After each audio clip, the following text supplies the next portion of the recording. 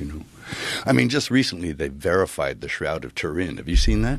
I've been reading about it, and I know that there's some contention, there's some discussion and debate about it, but they used to think that it was only a couple hundred years old. Yeah. And now they've changed that. Yeah, they said no, it's back then. They also don't understand how it was made, which to me is very fascinating because it's not paint.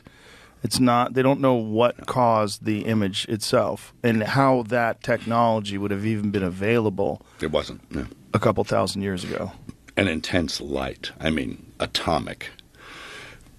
To leave almost like a photographic imprint on a piece of cloth. Yeah. And it's wild. Pull that up. Pull the Shroud of Turin up. Oh, yeah. It's wild to look at because it's so interesting. Oh, yeah. And you can see it, that it depicts a first-century Hebrew male because the hairstyle was from the first century, and a Hebrew hairstyle, that he was about 6 feet tall, that he was completely scourged all over his body. He was crucified.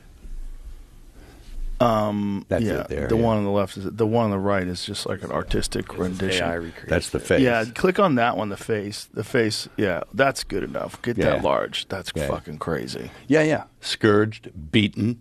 Yeah. The wounds on the thorns, the hands, the feet, and the scourging, and the hairstyle was from the first century, and the pollens that they found in the cloth were from that region. Yeah. Also, the weave was a first century weave that was typical. And another guy, an archaeologist who I knew who actually translated the Passion into Aramaic, told me that if you look close, you can see the image of a Tiberius coin marks on the eyes. Now, I don't know if that's real or not. I've never actually checked that, but that there's images of Tiberius on the coin. Because they would put the coins over the eyes? Yeah. So that would date it.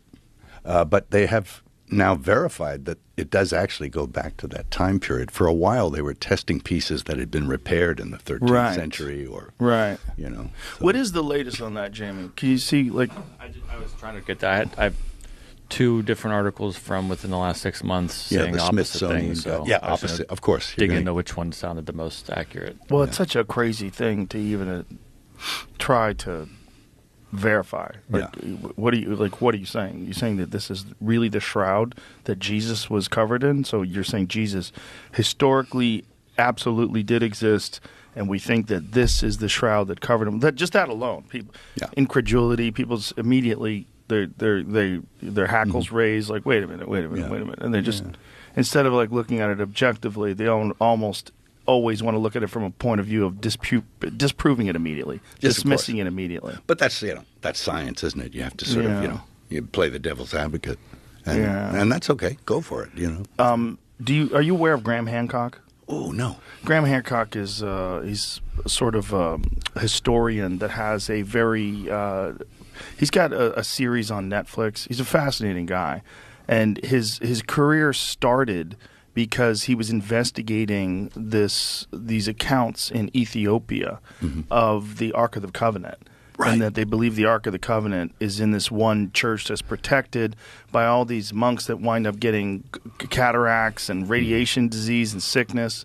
And they think that it's because they're protecting this Ark of the Covenant, this actual thing, that it's an actual physical thing that's there. And if you touch it, you get zapped. Yeah, and that even being in its presence fucks these people up. Maybe. Who knows? I mean, it's got to be someplace, right? They buried it. They lost track of it. Yeah. But, man, it used to be. And all the stories are if you even touched it, you fall over, you know, because it was constructed electrically somehow. Yeah, like what is that? What's in there? Why is it giving people cancer if they're really protecting it? I think it's the actual structure of the container it's in that is the problem. That's my thought on it. I could be wrong. But I think inside it they have things from like when Moses was like manna and, you know, stuff like that they managed to keep from, like, for example, they say that that Golgotha, the place where the crucifixion happened, it's called Golgotha, the place of the skull, because that's where Adam's head is buried. Really? Yes, and that it's also perhaps the same place. And it tells you it's kind of in the same area where Abraham almost sacrifices Isaac. Oh. So it's interesting. Yeah. And it's and the cross, when in any artistic depiction, at the foot of the cross, underneath it is the skull, representing the skull of Adam. Huh. So it's interesting. Yeah.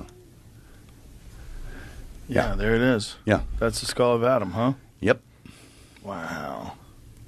Place of the skull, memory, myth, in the chapel of Adam. What did you find on the Shroud of Turin, Jamie? Both those articles just asked like one person, like one researcher thought it was, another researcher based off of their research said it wasn't. Can you put it to the one that thought it was? So the one who thought it was is like a Does date to nuclear the time of researcher. Jesus.